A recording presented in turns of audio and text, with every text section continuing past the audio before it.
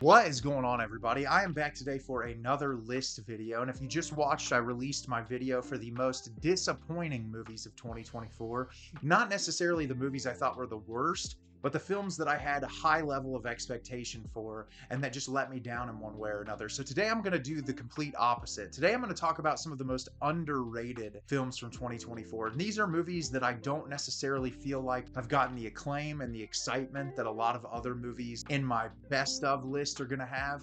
And some of these movies might show up in my best of 2024 list, but these are ones that I just thought deserved a little bit more attention that you might not have heard of or might not have watched. And I've done full reviews for every single one of these movies, so if you're more interested in it after I talk about it, you can find them on the channel, but I'm going to get into it right now. So first up is going to be the film Your Monster, starring Melissa Barrera.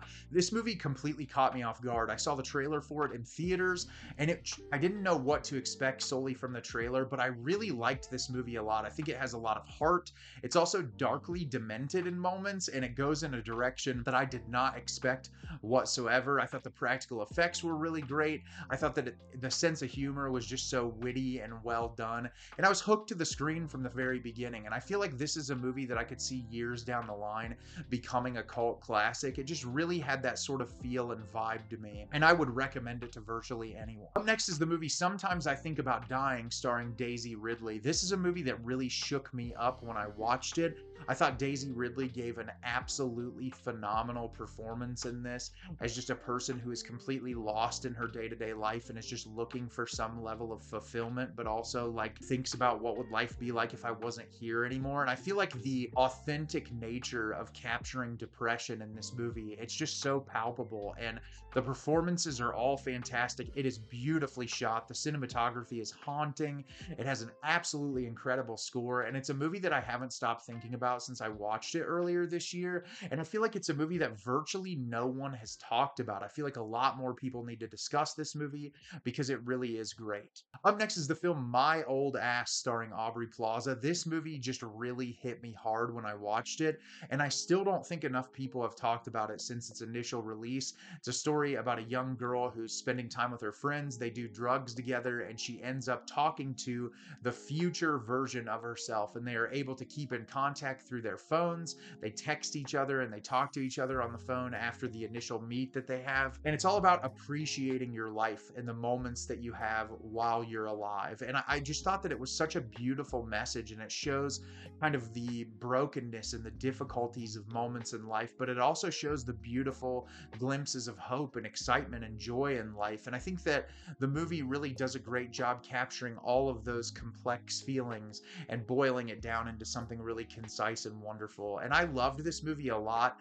I had a smile on my face through a lot of it. It made me cry in a couple of moments, and it's just a really fantastic movie that I think truly anyone can appreciate. Up next is a movie kind of on the inverse of what I said about that, and that's The Beast, starring Léa Seydoux. This movie is an absolute mind bender, and I had a blast with every second of it. It takes place in the future. It is about like AI has taken over everything. People don't have jobs anymore. They're very scarcely jobs that are available. And this woman, because of the situations in the world, wants to take on this job, but in order to do it, you essentially have to do this procedure that confronts your past lives to sort of strip you away from any sort of emotion. And it's all about her traveling back to these previous lives that she's lived and confronting her past with this man that she had come into contact to in virtually every iteration of her past life. It's super well shot. The performances, I mean, Léa Seydoux is just on another level. Anytime I see her in anything, she just gives it 100%, and she is amazing in this movie. It is thought-provoking, it's disturbing, it's engaging. It's a movie that I think everybody that loves film and art house movies should watch at least once. Up next is the A24 film Problemista. This movie was one of the most fun experiences I had at the theater all year long. I laughed the entire time. I think Tilda Swinton in this movie is just incredible. Kind of just showcases what an amazing talent that she is. She is just so pitch perfect and funny in this movie. Her chemistry with Julio Torres is great. They both just play off each other really well. The comedy is super deadpan. I like how it kind of jumps into the fantastical realism territory when it comes to some of the symbolism that the film is trying to get across to you. And it's just a ton of fun. This is a movie that I think, you know, if you're into absurdist comedies and you like more of an art house approach to comedy, you'll really like this a lot. And I really liked our lead character. I feel like they did a really great job fleshing him out. There's some interesting parts of his personality and where he grew up that I think plays a really important part in the movie. It's just an overall really fun experience. Up next is the film Ghostlight, another movie that I feel like was released. A few people talked about it and then no one else talked about it past that. It is about a man and his wife and his daughter living together at home after something truly horrific happened in their lives, and they're all trying to move forward. He's a construction worker, and one day he stumbles upon this group who is a group of adults performing Shakespeare, and he says, well, you know, my daughter's into musical theater, maybe I'll just try it and see what happens. And he ends up falling in love with it. It's a way for him to kind of express himself and lose himself in performance art, to kind of try to cope with the issues that he's having in his day-to-day life. I thought the performances from an actual real family in this movie were amazing. They were so realistic and gripping. All of the actors and actresses in this were phenomenal. It was shot very beautifully, and it had one of the greatest emotional cores to a movie all year long. It really just never left my brain after I watched it. I've been recommending this movie to as many people as I possibly can, and I think if you're gonna watch a movie that I talk about on this list, like run and watch it immediately. Watch Ghostlight. You will not regret it. I've been playing the score on repeat quite a bit recently. Up next is the movie Hundreds of Beavers. This movie is just, it's so incredible that it was made. It is a movie that is just kind of absurdist, silent cartoon movie in the style of Looney Tunes. The performances from all these actors are truly special. They're just giving it their all because everything has to be bodily comedy or through facial expressions, and the absurdism of it, you just can't believe what they were able to accomplish with some of these effects. There's some truly amazing moments that I just honestly was floored by what they were able to pull off in this movie. It truly is hilarious.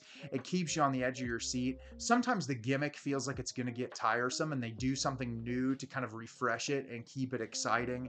And it really just is a marvel of a movie. It's incredible that this small team with a very small budget was able to make something like this come to life, and I would really recommend supporting it.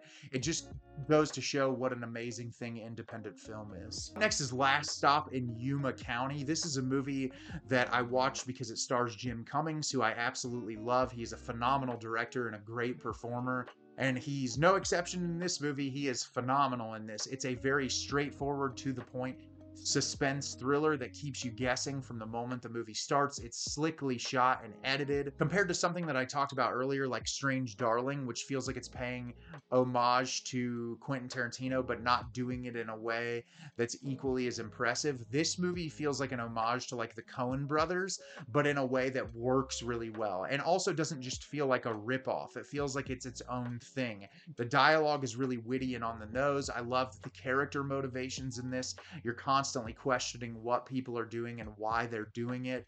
And yeah, this is a movie that I have literally not stopped thinking about since I watched it. It is brilliant.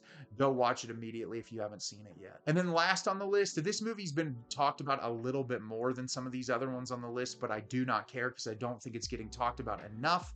And that is Jane Schoenbrun's I Saw the TV Glow, a movie that genuinely felt like it changed me as a person after I watched it. There are certain movies that when you consume them, you watch them, you leave, and it's kind of like, yeah, it might linger with you for a few days, but you might forget about it in a couple of months. This is a movie that I truly will never forget for the rest of my life. I think this is some of the most stunning, striking imagery in a movie that I've ever seen. I think that the messaging behind the film is so beautiful, not not only for the transgender community and the struggles it is for trans people to be able to embrace their identity and live their truest form of themselves, but also in another vein, it's about people's relationship with media and how a lot of people in their lowest points will embrace media and appreciate media when they feel like they don't have anyone else around them to share in any common interests. And I think that theme of identity, this hits really hard, and it's so relatable and so well done. There's some of the best dialogue in a movie all year long in this, some of the best musical choices, some of the best cinematography. And no matter how much this movie is being talked about, it's not being talked about enough, because I feel like this should have been one of A24's biggest movies of the year. Jane is an incredibly talented filmmaker, and I cannot wait to see what they do in the future. Just an absolutely amazing viewing experience. It's very weird and surreal and abstract, but I would recommend anyone watch that movie because it truly will leave a lasting impact on you. So what are some of the most underrated movies of 2024 in your opinion? Let me know down below. This is just a list of some of mine. I could have made a list of probably 30 or 40 movies, but I tried to keep the list not too egregiously large, and hopefully you can pick one of the movies off this list and really enjoy it. As always, if you can like the video and subscribe to the channel, helps me out a lot and lets me know the type of content you're looking for. I'm putting out my slew of 2024 list videos right now, and I'm excited to get more out for you very soon. And as always, everyone, thank you so much for watching, and have a great rest of your day.